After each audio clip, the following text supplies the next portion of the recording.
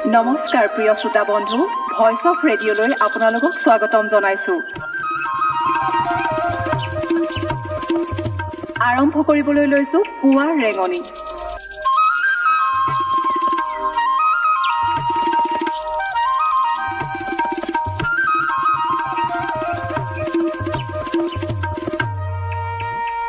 আজি 2021 চনৰ মে' মাহৰ 4 তাৰিখ মংগলবাৰ। অসমীয়া লেখেৰে 1943 শকৰ বহাগ মাহৰ 20 দিন।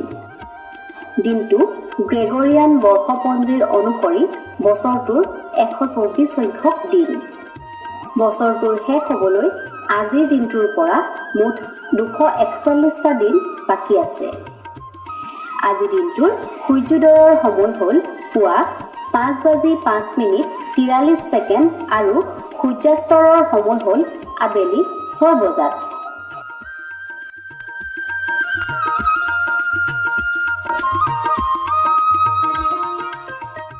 নিজক ভাল পোৱা মানুহে কেতিয়াও আনক কষ্ট দিব নোৱাৰে, কথাষাৰ কৈছিল বুদ্ধদেৱে।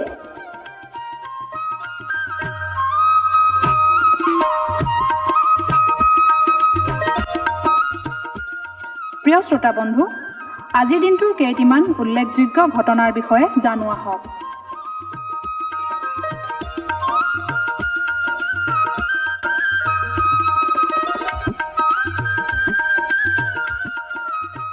(1502 চনৰ আজিৰ দিনটোতে ক্ৰিষ্টোফাৰ কলম্বাছে তেওঁৰ চতুৰ্থ সামুদ্ৰিক অভিযানত কোষ্টাৰিকা আৱিষ্কাৰ কৰিছিল।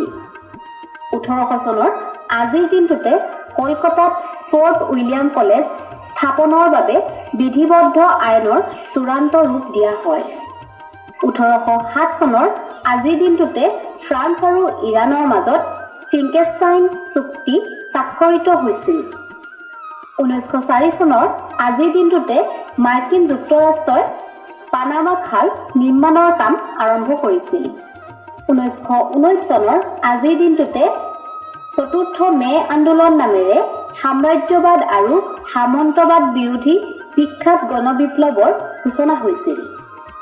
1945 চনৰ আজিৰ দিনটোতে জাৰ্মানীৰ নেশ্যনেল ছ'চিয়েলিষ্ট পাৰ্টি বা নাৎসি পাৰ্টি আনুষ্ঠানিকভাৱে বিলুপ্ত কৰা হৈছিল। 1979 চনৰ আজিৰ দিনটোতে মাৰ্গাৰেট থেচাৰ ব্ৰিটেইনৰ প্ৰথম মহিলা প্ৰধানমন্ত্ৰী ৰূপে নিৰ্বাচিত হৈছিল। 1982 চনৰ আজিৰ দিনটোতে ফকলেণ্ড দ্বীপপুঞ্জত আৰ্জেণ্টিনা আৰু ব্ৰিটিছ সেনাবাহিনীৰ মাজত প্ৰচণ্ড সংঘৰ্ষ আৰম্ভ হৈছিল।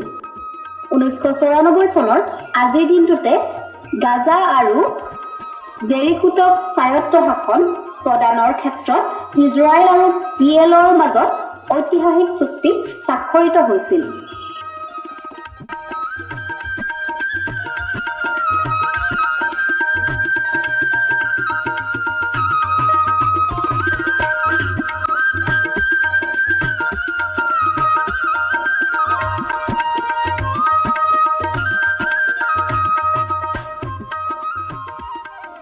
প্ৰিয় শ্ৰোতা বন্ধু, এই চেনেলটো ছাবস্ক্ৰাইব, লাইক আৰু কমেণ্ট কৰিবলৈ নাপাহৰিব।